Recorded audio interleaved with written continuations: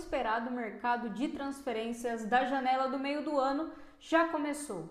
Tem jogador que já está com salário acertado, de malas prontas, só esperando o clube finalmente decidir se vai vender ou não, enquanto tem clubes aí recusando propostas milionárias e fazendo jogo duro para vender os seus jogadores. Teve também joia da base descobrindo que não seria vendido em entrevista pós-jogo, e existem dois rivais disputando a contratação ou a renovação de contrato de um lateral do mercado brasileiro. Mas antes da gente entrar nos pormenores de cada uma dessas transferências, deixe seu like, se inscreve no canal e deixa um comentário também, fechou? Bom, eu sou a Clay, jornalista em informação, e vamos começar com aquela que eu acho que é a mais quente.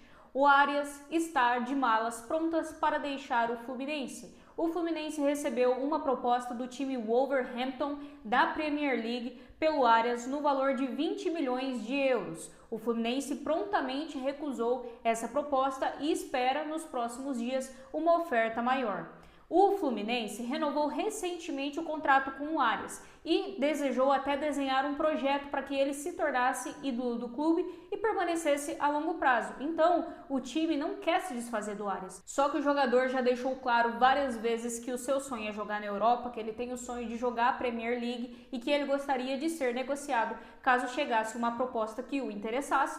No caso, a proposta do Wolverhampton. Então, a tendência é que nos próximos dias o Wolverhampton apresente uma nova proposta perto aí dos valores que o Fluminense deseja negociar o Arias e que ele seja liberado. E esse assédio, ele é inevitável, né? O John Arias fez uma excelente Copa do Mundo de Clubes, já vinha sendo sondado em outras janelas de transferência por outros clubes europeus, mas nenhuma proposta foi tão alta e justamente da liga que ele quer disputar como essa do Wolverhampton. Então, não tem jeito, o Fluminense vai perder aí muito provavelmente o seu melhor jogador, mas contratou o Soteldo, né, na janela ali da Copa do Mundo de Clubes, que pode vir a ser aí o substituto para o John Arias. Agora a gente vai falar de outra situação que eu achei bem diferente, para dizer o mínimo. O Matheus Gonçalves, jogador da base do Flamengo, atua atualmente pelo Sub-20, descobriu em uma entrevista pós-jogo que ele não seria mais vendido ao Cruzeiro.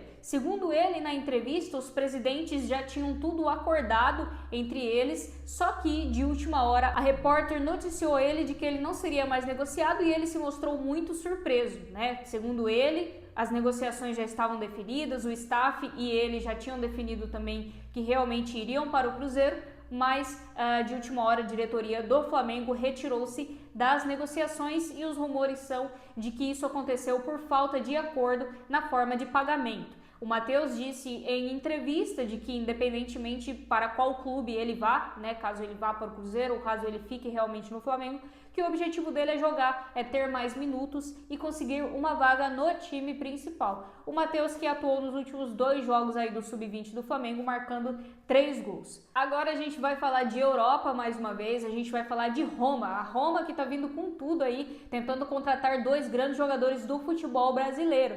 O primeiro deles é o Richard Rios. A Roma fez uma proposta aí de 25 milhões de euros pelo volante do Palmeiras, que negou as tratativas nesse valor, tá? O Palmeiras disse que só abrirá negociações com a Roma ou com qualquer outro clube quando a oferta for acima de 30 milhões de euros, que é a pedida que o clube faz aí pelo volante. O Richard Rios, que é o mesmo caso aí do John Arias, né? Além de jogar muito já no Palmeiras e manter uma regularidade há alguns anos, fez uma excelente Copa do Mundo de Clubes do ponto de vista individual. Então também era inevitável que não chegassem propostas aí de times europeus e muito provavelmente o Richard Rios vai se despedir do Palmeiras nessa temporada, o que é uma alegria para os rivais. Afinal de contas, o Richard Rios joga muita bola pelo Palmeiras, dá muita dor de cabeça e os rivais aí vão adorar ver ele saindo do Palmeiras, porque aí vai criar mais um problema aí pro Abel Ferreira. Vai entrar quem para jogar no lugar do Richard Rios?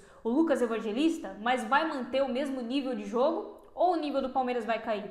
Talvez seja necessário até ir ao mercado e tentar contratar um volante que seja do mesmo nível e que consiga atender do jeito que o Richard Rios fazia. E ainda falando da Roma, a Roma fez também uma proposta pelo Wesley, lateral direito do Flamengo. O atleta de 21 anos já fez aí o seu acordo individual com o time italiano, já acordou aí as bases salariais e o tempo de contrato, está esperando apenas a negociação ser concretizada entre Roma e Flamengo. A Roma ofereceu 20 milhões de euros pelo lateral, o Flamengo recusou e em um dado momento foi-se dito pelo Flamengo de que o Wesley só seria negociado acima de 30 milhões de euros, porém o time carioca espera aí no mínimo uma oferta de 25 milhões de euros para vender o lateral, que é lateral já de seleção brasileira, 21 anos, muito promissor o Wesley. E aí, falando de peças de reposição, o Flamengo tem o Danilo, que nas últimas temporadas tem jogado muito mais como um zagueiro do que propriamente dito como lateral, né, que foi a posição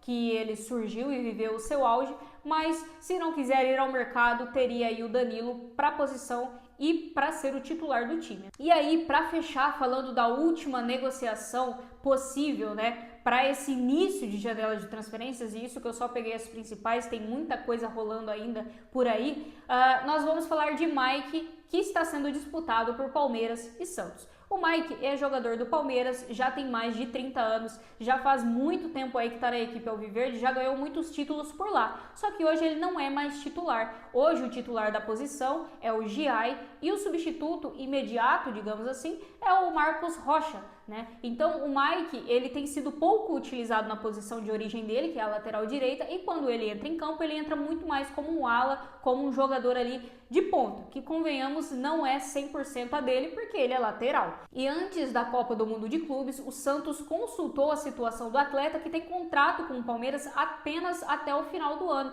e que a partir de junho já poderia aí assinar um pré-contrato com qualquer outra equipe. O Santos consultou o Palmeiras, né, por conta de querer já contar com o atleta agora no meio do ano. Então faria ali algum acordo para que o Palmeiras liberasse o Mike 6 meses antes. A Leila disse que só conversaria pós-Mundial de Clubes e cá estamos. Nesse momento, o Santos continua tentando contratar o Mike e o Palmeiras resolveu, a pedido do Abel, oferecer um contrato de renovação para o atleta. Só que o trunfo do Santos é que o Santos pretende oferecer um contrato de longa duração, diferente dos contratos que o Palmeiras geralmente faz com atletas acima de 30 anos. Da última vez que o Mike renovou com o Palmeiras, por exemplo, renovou apenas por um ano, que, de novo, eu digo que esse contrato vai se encerrar agora no final desse ano de 2025. Então, o que o Santos tem a oferecer a mais, né, para o Mike seria justamente um tempo de contrato mais longo, dando aí mais segurança e garantias para o atleta.